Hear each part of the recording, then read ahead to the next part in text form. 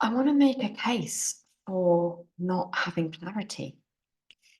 Feels like a funny thing to say as somebody who often finds uncertainty and not knowing to be rather unbearable.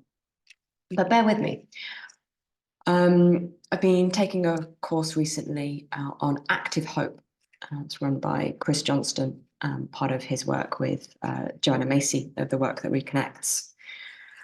And the course works through the Work That Reconnects spiral. So it starts grounded in gratitude, moves through difficult feelings, and then comes out the other side of seeing through new eyes and going forth into the world. And I heard Chris say this really beautiful thing that I wanted to share with you because it really touched me deeply. I'm going to read this so I get it right. He says, there are times between clarity and that we need to allow the kind of unclarity that happens when we're moving from one thing to another. I'm just going to say that again. So there are times between clarity, between periods of clarity, and that we need to allow a kind of unclarity that happens when we're in transition, when we're moving from one thing to another. He goes on to say, if we just want to stick with clarity, the danger is that we never step outside the door because we can get to know our home incredibly well. But there's that lovely saying, ships are safe in harbors, but that's not what ships are for. It's by stepping outside what's familiar that we extend and grow and learn. And for me, it gives me such permission to be in those times where I don't have clarity. And not only might that be okay, but it might actually be desirable. I love the way he sort of described that if the thing that I always wanted was clarity, that I would never leave the house. I don't leave the house a lot, but shh. But this idea that we would just constantly do the same things and would stay at home and be in familiarity.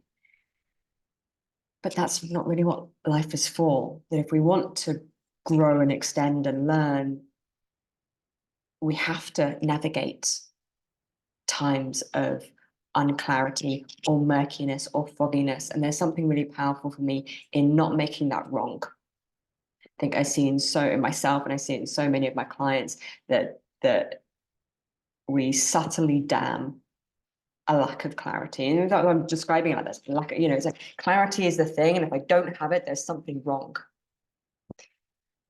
But I want to invite the possibility that in those periods of not knowing, there is possibility.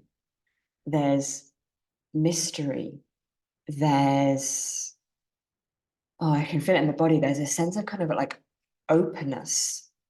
And for me, that's the difference between uncertainty that I'm resisting and that I feel unsafe in, and the kind of not knowing that feels exciting and that does feel full of possibility, and something that I feel capable. My nervous system feels safe enough with that.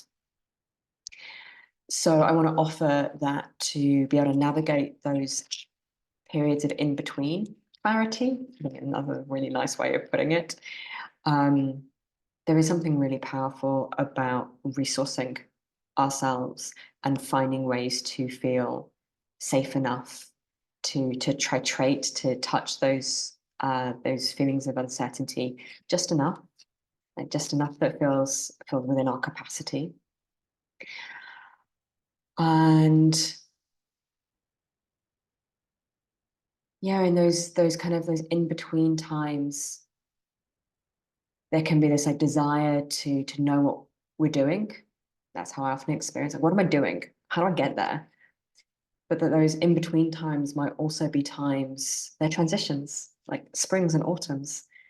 Like they're also times for letting go. Like, what am I not doing?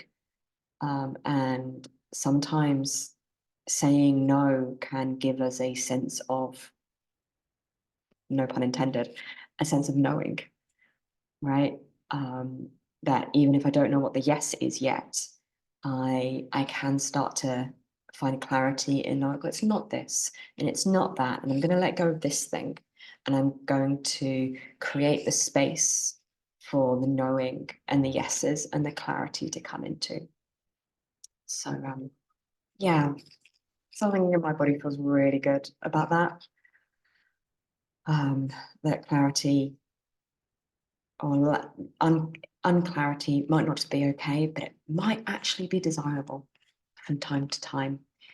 If I really want to be a ship, then I don't want to stay in the harbor all the time. I want to go and be out in the world and sail and exploring new, amazing places. And if I don't want to be a ship, that's okay too.